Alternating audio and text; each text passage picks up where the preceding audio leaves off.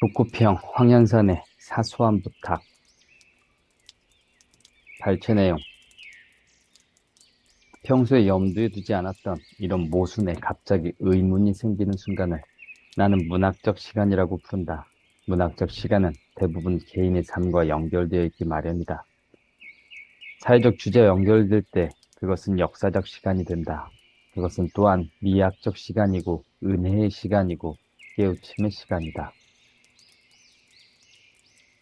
호남 사람들이 비록 부잣집에서라고 하더라도 일상적으로 그런 밥상을 차려놓고 먹었던 것은 아니다. 내 아버지 세대 사람들의 말에 의하면 그런 차림은 일제강점기나 목포나 군산 둥지, 마두장의 투기꾼들이 모여들면서 생겨난 여관의 밥상에서 비롯했다고 한다. 폐지된 것이나 마찬가지인 사형제도를 부활해야 한다고 주장하는 사람들이 많다.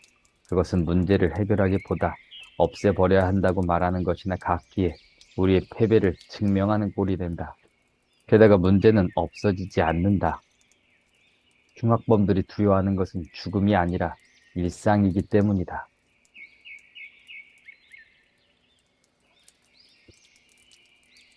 정인보 선생, 우리나라의 4대 국경일인 3.1절, 제헌절, 광복절, 개천절의 노래는 모두 정인보 선생의 노랫말을 지었다. 선생은 일제강점기의 독립지사였고 민족의 열을 지키려는 교육자이자 언론인이었다. 가장 존경받는 국학자일 뿐만 아니라 시조 시인이기도 했으니 정부를 수립하고 제도를 새로 마련할 당시 국가적인 노래의 작사자로서 그 권위를 부인할 사람은 없었을 것이다. 실제로 선생의 가사에는 해방의 감격 속에서 나라를 새로 건설하려는 결의 고양된 감정과 국권을 지키고 드높은 문화를 창달하려는 굳은 의지가 간절하면서도 절제된 문체로 표현되어 있다.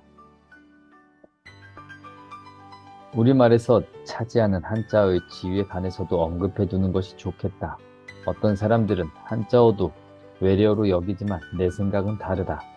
한자에는 중국이나 일본과 다른 우리 고유의 발음이 있다는 점을 우선 말해야겠으나 중요한 것은 그것만이 아니다. 한자어를 발음하는 음절 하나하나는 이미 오래전부터 우리 말 속에 넓고 탄탄한 그물을 형성하고 있다. 실제로 학술 발표회 같은 행사에서 깔아놓은 멍석 위에서의 토론은 짧고 메마르게 끝나고 뒤풀이 자리에서 풍성한 대화가 오가는 사례를 적지 않게 본다. 공공성이 강조된 언어의 억압이 그만큼 큰 것이다. 실제로 학술 발표회 같은 행사에서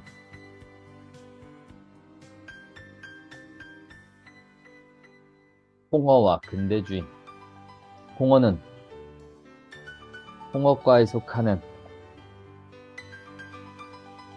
납작한 마른 목골의 물고기로 제대로 성장할 경우 길이가 1.5m를 넘는다. 제주도에서 흑산도를 거쳐 서해안 일대에 이르는 연안에서 고루 잡히는 바닷고기다. 그러나 옛날부터 홍어를 즐겨 먹었던 전라도 남쪽 해안 지방에서는 전통적으로 동지에서 설날 전후에 이르는 한겨울에 흑산도 근해에 알을 낳으러 왔다가 잡히는 홍어를 특정해서 홍어라고 부른다. 그것이 진짜 홍어다.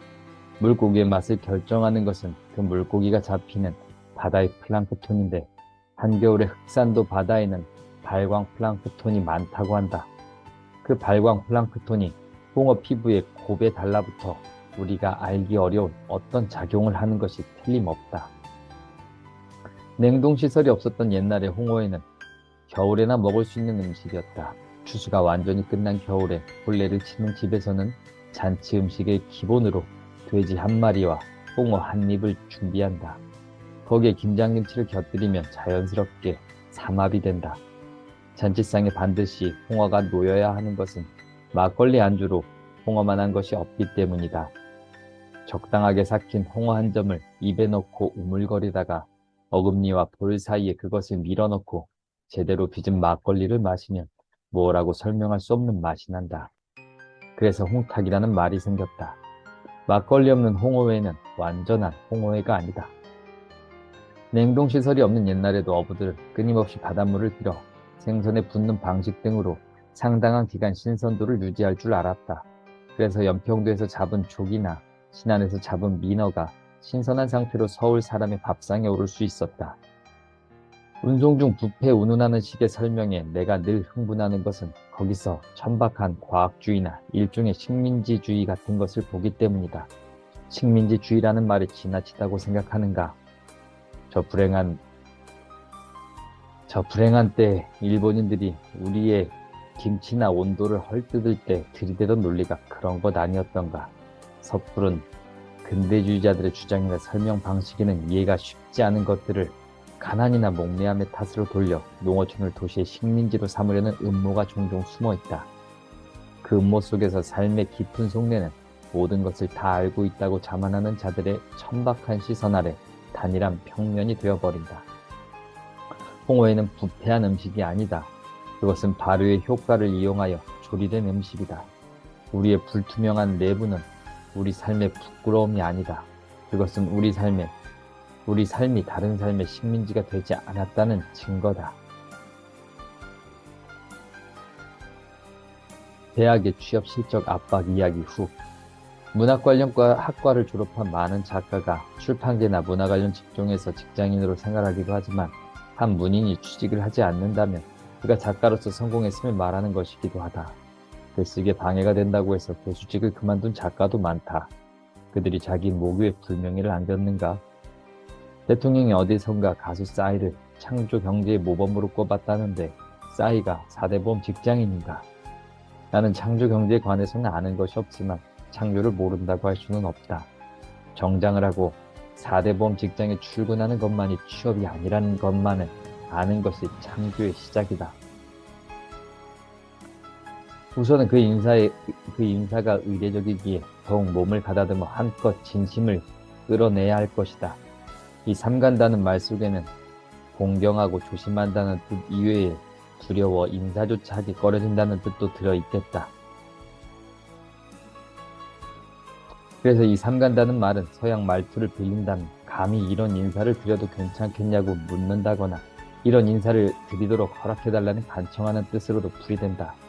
그러나 이런 물음이나 간청은 원칙적으로 상대방의 허락을 기다려야 하지만 적어도 그나 신녀는 조심스러운 가운데서도 내질러 감행하는 인사라서 경우에 따라서는 비장함이 없지 않다. 어쩌면 모든 상투적인 말이 다 비장한 말이라고 해야 할지도 모르겠다.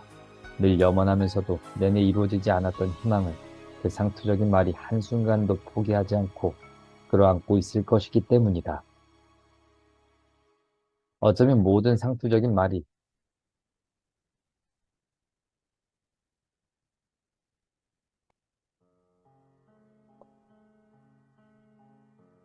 거친 말이 거친 심성을 만든다고 걱정하는 사람들도 있으나 오히려 이미 거칠어진 심성이 그렇게 순화되고 있다고도 생각할 수 있는 일이다.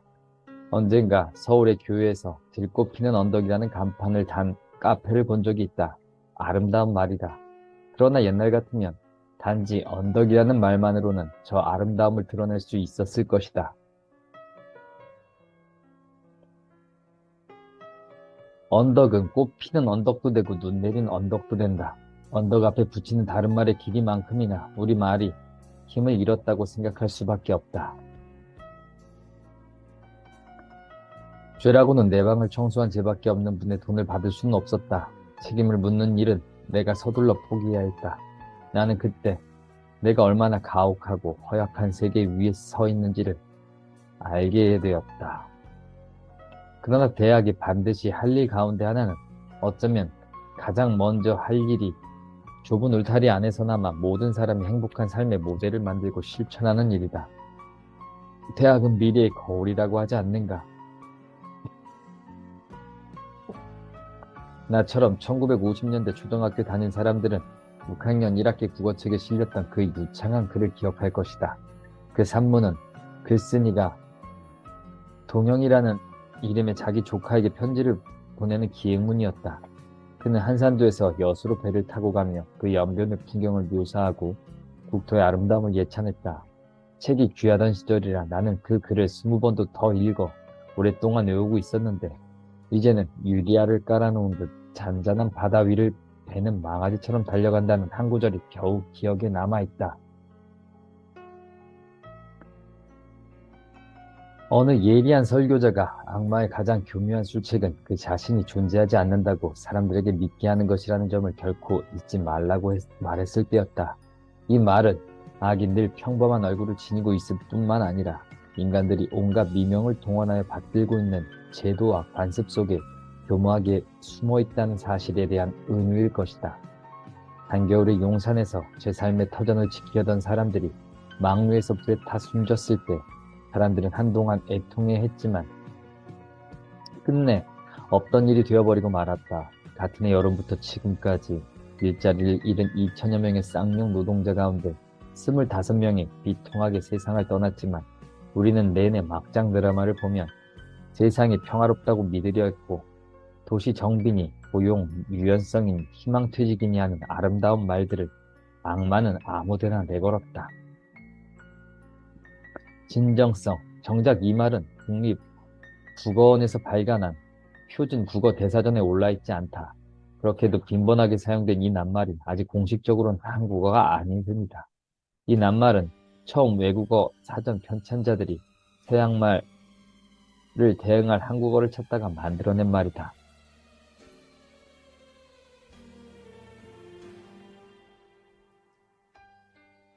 플로렌타인은 유칼립투스 원실입니다. 숲을 지키려는 사람들은 60m가 넘는 나무 위에서 살며 무장 경찰을 앞세우고 불도저가 들어올 때는 그 거대 권력의 하수인들 앞에서 음악을 연주하고 춤을 추고 서커스 저글링도 하고 명상도 한다. 끝내는 엉엉 울기도 하고 땅에 뒹굴기도 한다. 그렇다고 권력이 감동하여 마음을 고쳐먹는 것은 물론 아니다. 숲을 지키려는 사람들은 자주 감옥에 끌려갔고 그들의 캠프는 자주 불에 탔다. 중요한 것은 세상에 또 하나의 삶이 있음을 자신들의 몸으로 증명하는 일일 터다. 실은 그 숲에서 발가벗은 한 쌍의 남녀가 그 건강하고 아름다운 몸으로 거대한 유칼립투스를 끌어안으려는 모습을 찍은 사진이 이 전시회의 표제 사진이다. 다행히 유네스코는 지난 7월 초에 이 숲을 세계유산으로 지정하였다. 오승현 씨와 그의 친구들처럼 튼튼한, 그래서 벌거벗을 수 있는 몸과 마음으로 자연을 끌어안은 사람들만 자연을 말할 권리가 있다. 한글날에 쓴 사소한 부탁.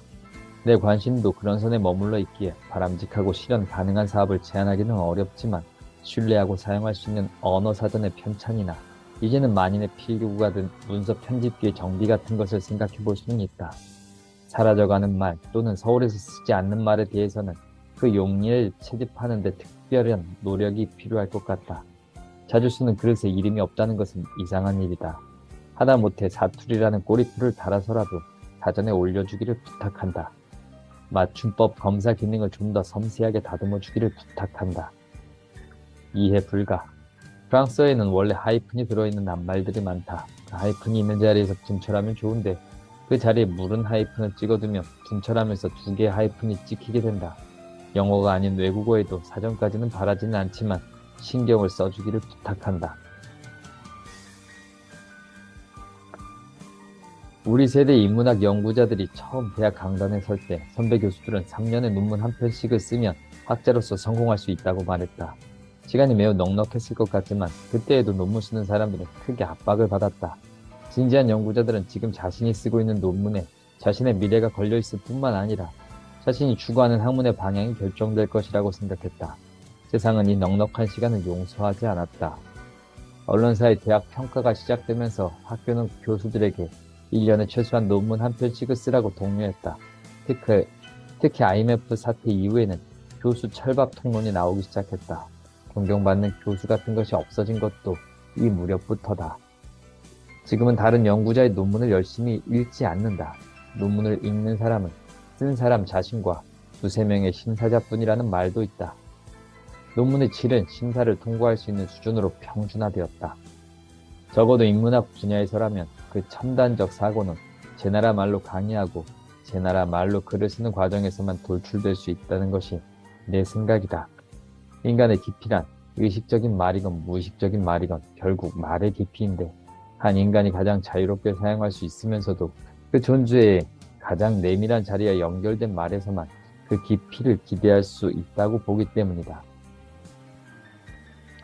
시미즈 레이나의 책 세상에서 가장 아름다운 서점에서 서점이 가진 가장 중요한 역할은 무슨 책이든 구할 수 있는 환경을 만들기보다는 책과 조우하거나 혹은 자기 세계관에 접근할 수 있는 공간 기능을 조성하는 데 있다는 건축가 후지모토 소우의 말을 읽으면서도 나는 그가 어떤 아늑한 섬을 그리고 있다고 생각했다.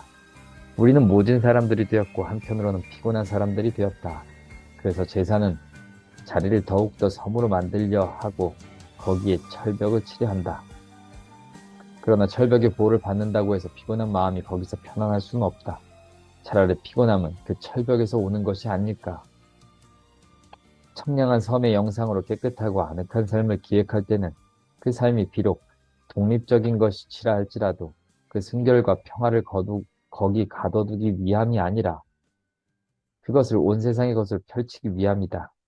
인간이 인간으로서 끌어안아야 할 모든 것을 몰아내고 제 번뇌와 오욕만을 가두어둔 1700개의 섬은 그 수의 지옥이다.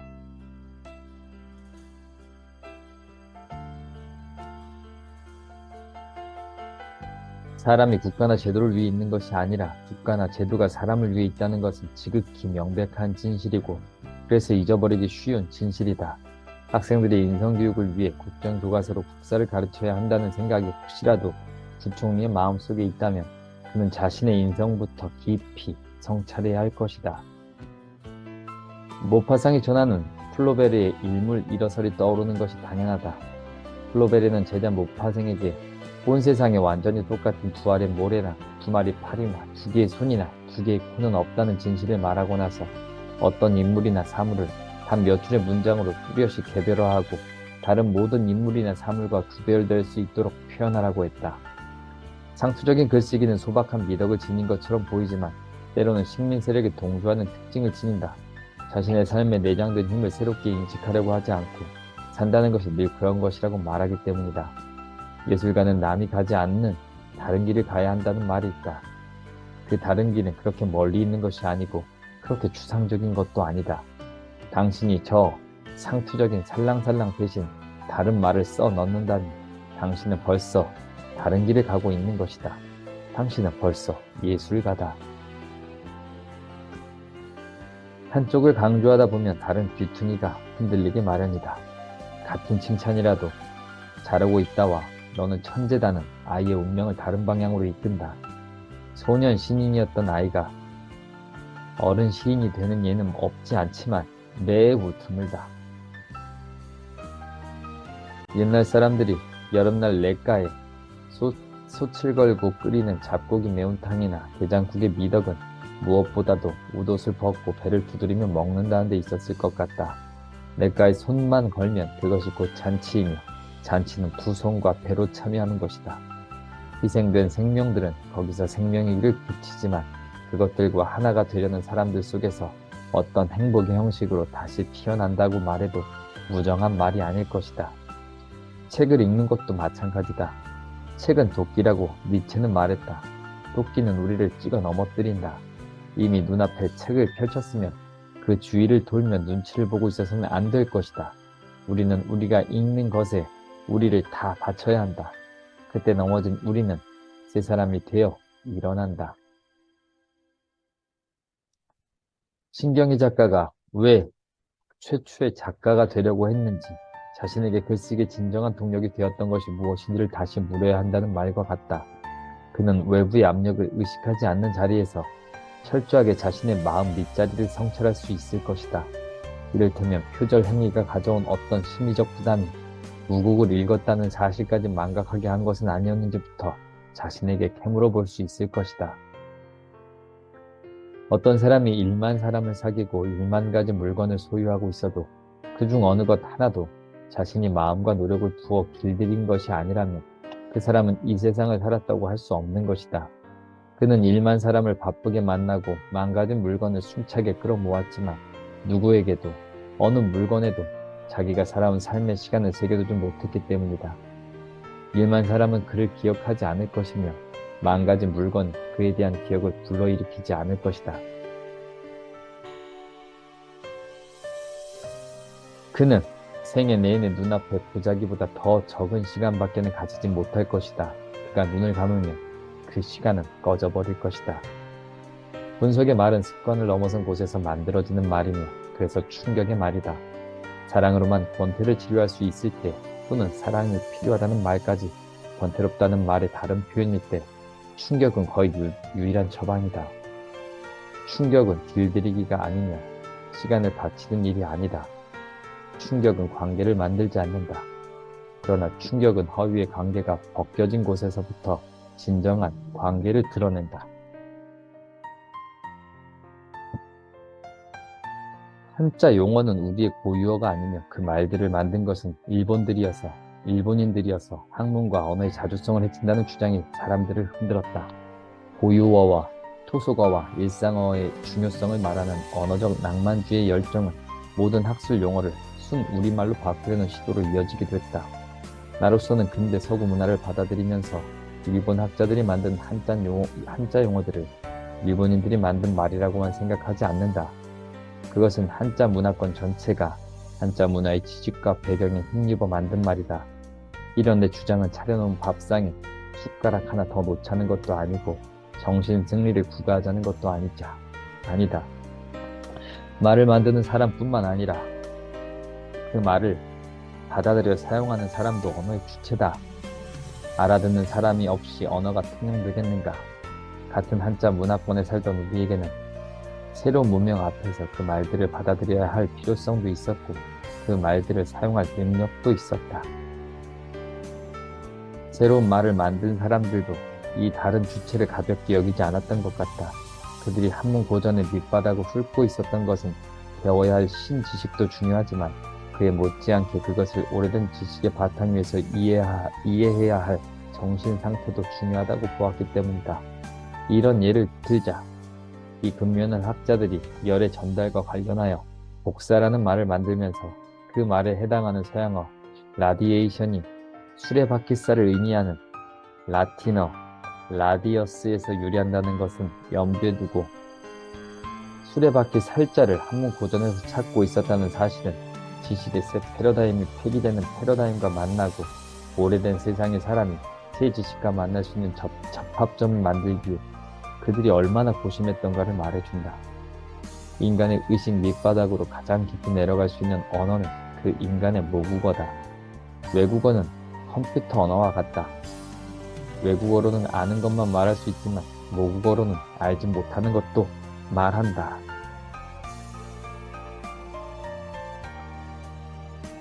말라르메 같은 사람이 믿음은 낭낭하지만 무슨 말을 하는지 알아들을 수 없는 말로 시를 썼던 것도 그 때문이었다. 알아들을 수 없기 때문에 그 시의 언어는 어떤 보편적 성격을 지닌 것처럼 들린다. 한문으로 된 충분히 보편적 언어가 들렸던 것처럼. 벌써 10년도 더 전에 영어 공용화론이 등장해 적지 않은 풍파를 일으킨 적이 있다. 이제는 그런 주장을 공공연히 들고 나오는 사람은 없지만 그렇다고 그 주장이 완전히 사라진 것은 아니다. 영어 공용화론은 어쩌면 그 시행에 앞선 절차를 암암리에 밟아가고 있다고 말해야 할지도 모르겠다. 그 주장 이후 초등학교에 영어를 가르치기 시작했으며 여러 대학에서는 영어 강의의 비율을 높이는 데 사활을 걸고 있다. 영어는 보편적 언어로서 구실을 할 수 있을까? 언어 통일이 실현된다면 낯선 외국인을 만나도 소통을 두려워하지 않을 것이며 학생들은 외국어를 따로 배우려고 애쓸 필요가 없을 것이다.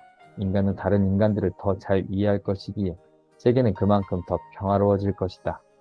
말라름에는 인간들이 서로 다른 언어로 말하기에 진리에 도달할 수 없다고 했지만 언어와 언어 사이를 헤맨 사람들은 거꾸로 인간이 언어로 진리를 말할 수 있는 것은 여러 개의 언어를 가졌기 때문이라고 말한다. 스탕달의 소설 적과 흑에는 프랑스 복고 왕정 시대의 한 풍속도가 나온다. 대혁명으로 빼앗겼던 권력을 탈환한 귀족들은 토론하지 않는 방식으로 토론을 금지시킨다. 소설의 주인공 줄리앙 소렐은 천민 출신이지만 뛰어난 두뇌로 부상하는 새로운 세력을 대표하는 인물이 된다. 그는 우여곡절 끝에 그 시대 최고 권력자의 한 사람으로 그려진 라몰 수작의 비서로 일하며 수많은 귀족을 만난다. 소렐은 기회가 닿을 때마다 토론을 개시하려고 하지만 귀족과 고관 대작들은 접시에 코를 박고 묵묵부답하며 음식을 먹을 뿐이다.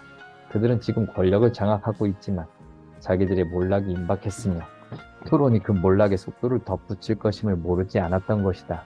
자신감을 가진 자만이 먼저 말을 걸고 먼저 토론을 시작한다. 사람들은 가난하다는 이유만으로 자신이 사는 세계를 지옥이라고 부르지 않는다. 지옥은 진정한 토론이 없기에 희망을 품을 수 없는 곳이다.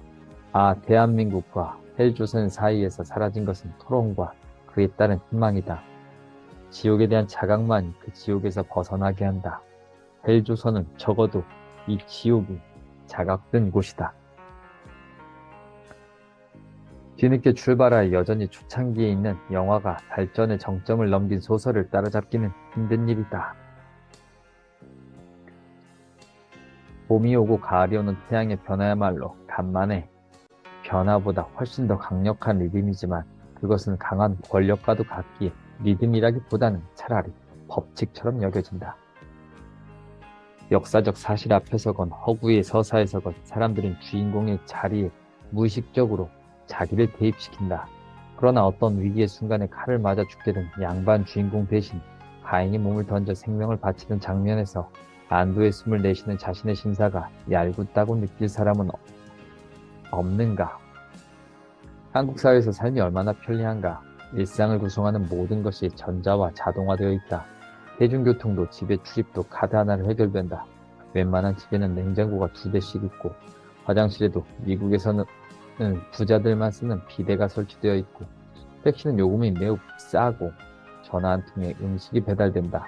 버스 정류장에서까지 초고속 와이파이가 잡히고 지하철과 고속철은 미국과는 비교할 수 없을 정도로 편리하다. 게다가 이 글을 토대로 그린 윤서인의 만화 조이라이드에서는 지하철의 스크린도어와 언제든 열린 가게들과 대리운전 서비스도 언급한다. 재미교포는 이 편리한 나라를 왜 사람들이 지옥으로 느끼는지 모르겠다고 말한다. 한국이 지옥인 이유는 벌써 그의 묘사 속에 또는 윤서인의 그림 속에 표현되어 있다고 해야 하지 않을까.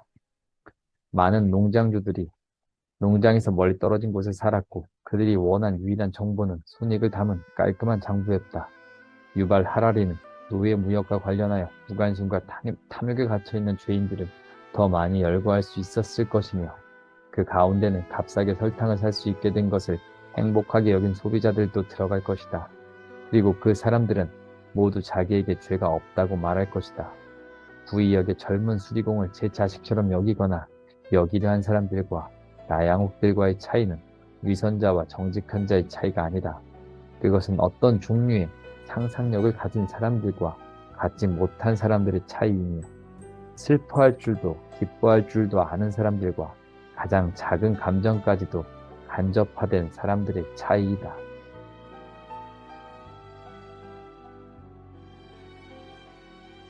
여성 혐오라는 말의 번역론.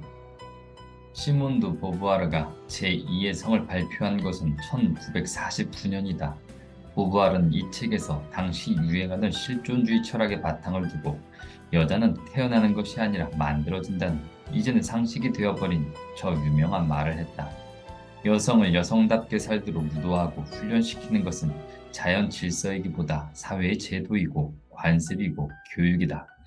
그도 역시 문학의 여성 차별적 작품들을 분석하고 비난한다. 불행한 일을 당하면 누구나 그 불행을 책임져야 할 사람을 찾아내고 싶어 한다.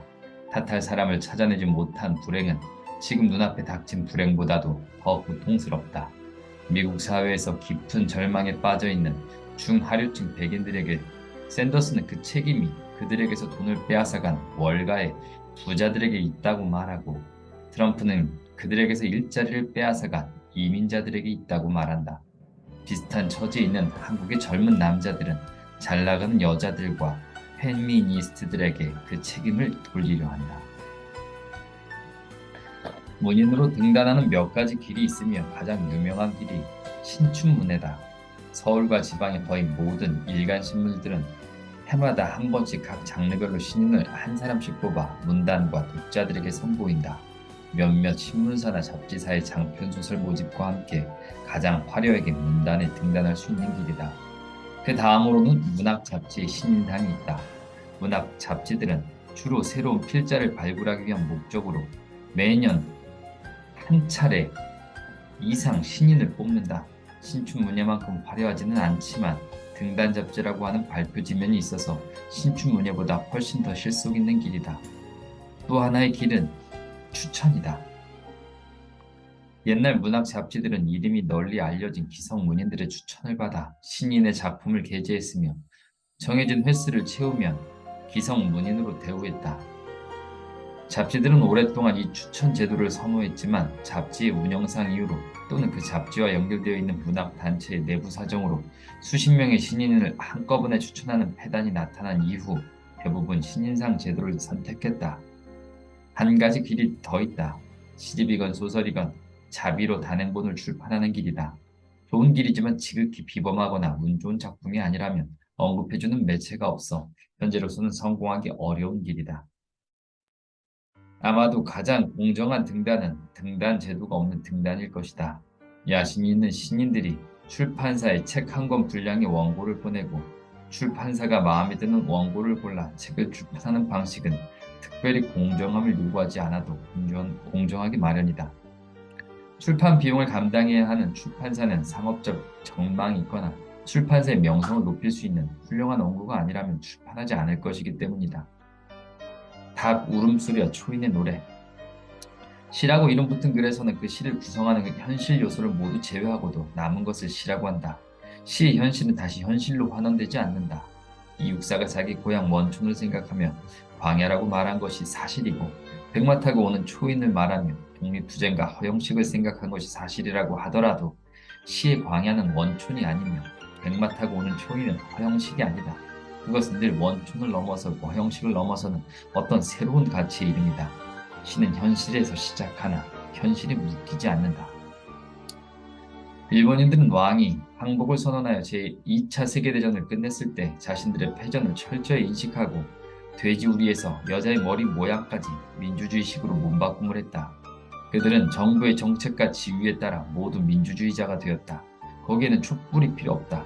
그러나 우리는 어찌 그럴 수 있겠는가? 양력 과세를 하라고 왕이 명령하며 온 나라가 일시에 설을 바꾸고 왕이 항복을 하면 전 국민이 하나같이 삶의 태도를 바꾸는 것이 일본이지만 한국은 일본 같은 세로 사회가 아니어서 윗사람의 방침과 명령이 아랫사람의 머릿속에까지 곧바로 흘러들어오지는 않는다. 철부지 정부가 일본과 무슨 협약을 했건 그건 정부의 일일 뿐이니 한국인들이 자기들이 손으로 세운 소녀상을 철거할 이유는 없다. 그래서 돈부터 건넨 일본 정부는 한국에 사기를 당했다고 고래고래 소리를 지른다. 남자들이 남자 노릇 한답시고 일으킨 전쟁의 처참한 희생자라는 점에서는 한국 소녀와 일본 소녀의 차이는 없다. 소녀상이 한국 소녀는 한국 소녀이면서 동시에 중국 소녀이고 일본 소녀여야 하는 이유가 그렇다. 어느 글에서도 썼던 이야기지만 한국의 문인들이 월남전 참전을 사과하기 위해 베트남 문인들을 찾아갔을 때 그들은 자기들이 이긴 전쟁에 사과는 무슨 사과냐는 태도였지만 그들만 해도 권력자들이다. 당시 처절하게 파괴되었던 마을 민간인들의 천갈래 만갈래 찢어진 마음이 그들의 마음과 같을 수는 없다. 그것들은 슬픔이라기보다 차라리 슬픔의 저편 언덕처럼 보인다. 나는 늘 정성을 쏟았지만 그 정성은 난초에게 늘 독이 되었을 뿐이다. 그것이 정성이라는 이름을 가진 욕심이었기 때문일지도 모르겠다. 자신이 어떻게 커서 어떻게 살아왔는가를 한 번쯤 생각해보면 모든 것이 명백해진다. 자신을 망치고 싶은 사람이 어디 있겠는가? 그러나 자신을 망친 사람은 많다. 게을러서 의지가 부족해서 사회적 여건이 따라주지 않아서 핑계를 댈 수 있는 말은 많다. 그리고 그 변명과 핑계들은 사실이기도 할 것이다. 따지고 보면 게으름을 말할 때 늘 부지런함이 있었고 부족한 의지를 말할 때 제 최선의 의지를 끌어내려고 애쓰지 않은 사람이 없다. 그러나 저를 바꾸지는 못했다. 저 자신을 제 마음대로 할 수 있었다면 성공하지 못할 사람이 어디 있겠는가? 그러나 성공하지 못한 사람들은 얼마나 많은가? 우리는 저 자신도 바꾸지 못한다.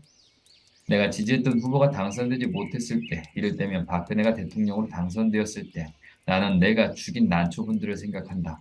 이 나라는 내 나라지만 내 의식과 같은 나라는 아니다.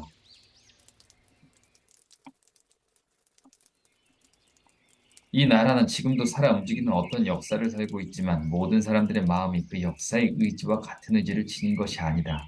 저 알 수 없는 사람들의 마음은 역사의 무의식과 같다. 그 무의식이 늘 투표를 통해 나타나니 어쩌면 행복한 일이기도 하다. 성급한 사람들에게는 투표가 어느 세월에라고 하는 한탄티하는 영원히 가망 없는 일처럼 보일 수도 있다. 그러나 마침내 뽑히는 난초분들이 있고 잘 자란 아이들이 있다. 마침내 깨어지는 벽이 있다. 그래서 투표는 역사적 무의식이자 그 거울이다. 한 사람 한 사람의 투표는 저 역사적 무의식의 세포를 바꾼다. 확실하다. 군대에서 듣게 되는 모든 언설은 우리를 정말로 심각하게 압박하지는 않는다. 여기는 군대니까 라고 생각하면 그만이고 우리가 군인으로 살아야 하는 시간은 길건 짧건 정해져 있다. 나는 내게 딱히 남자다운 세계나 남자만의 세계가 없는 것은 내가 문학을 공부하며 시와 소설 같은 나약한 것에 심취해 있기 때문은 아닌지 의심하기도 했다. 타자가 된다는 것은 얼마나 큰 재난인가. 톰 아저씨의 오두막을 읽고 운 사람도 바람과 함께 사라지다를 읽을 때는 남분이 승리하길 바란다. 보들레르의 시집 악의 꽃에는 살인자의 술이라는 끔찍한 이야기를 담은 시가 들어있다. 어느 술꾼이 잔소리하는 아내를 우물 속에 밀어넣어 살해한 뒤 또다시 술집에 앉아 아내에게서 풀려난 해방감과 아내를 죽인 자의 절망감을 동시에 읽고 있는 시다. 보들레리의 살인자와 한국의 살인자들은 물론 다르다. 저쪽 나라 살인자는 여자에게서 해방되기 위해서 살인을 했지만 지금 이 땅의 살인자들은 거의 대부분 자신에게서 떠났거나 떠나가려는 여자들을 살해한다. 억압의 해방의 주체가 역전되어 있다. 그러나 영원히 변함없는 사실이 있다. 살해된 여자들은 말할 수 있는 입이 없지만 남자 살인자들은 사랑의 서사건, 증오의 서사건, 자신의 서사를 만들 수 있다는 것이다. 어른이 되어서는 사회가 요구하는 바를 아내가 대신해서 요구한다.